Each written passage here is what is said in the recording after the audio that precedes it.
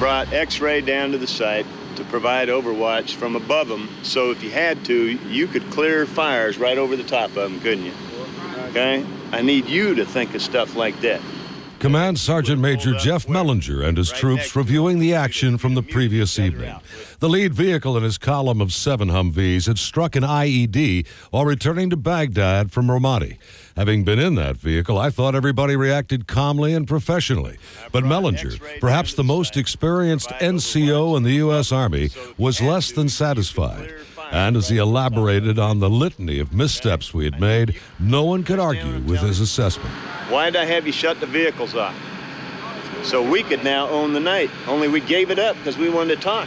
You can chat with Jeff Mellinger, you can joke with him, but few, if any, enlisted or officer, dare debate him on the procedures and tactics of combat.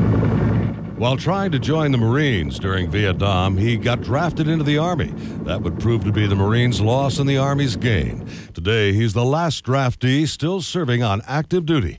And as the right-hand man of General Casey, commander of all American forces in Iraq, his position warrants privileges and security normally afforded a general, like traveling by helicopter to avoid IEDs. But as Sergeant Dusty Selfridge told me, the Sergeant Major travels with his troops. Actually, General Casey would prefer that he did take a helicopter. But he doesn't think he's important enough for that. And if he's going to lead troops, he needs to know what his troops are doing. He drives everywhere. That way he knows what the troops he's going to visit are going through and having to deal with. Leading troops is Jeff Mellinger's mission, training them almost an obsession. But then what he can teach them may be the difference between life and death.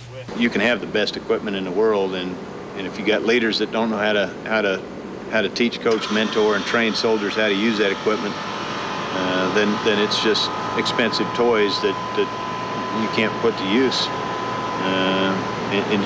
It's not about the equipment. It's about the warriors that put their hands on it.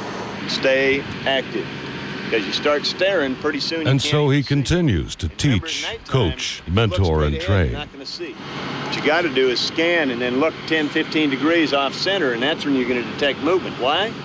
Tell them, Doc. It's cones and spheres in the eyes. They pick up movement at night more than they pick up color and shape. If you're going to be doing night operations, you got to give the last draftee. He's gone as high in the enlisted ranks as one can. Well, there is the post of Sergeant Major of the Army. Would he consider shipping over for that? I suppose.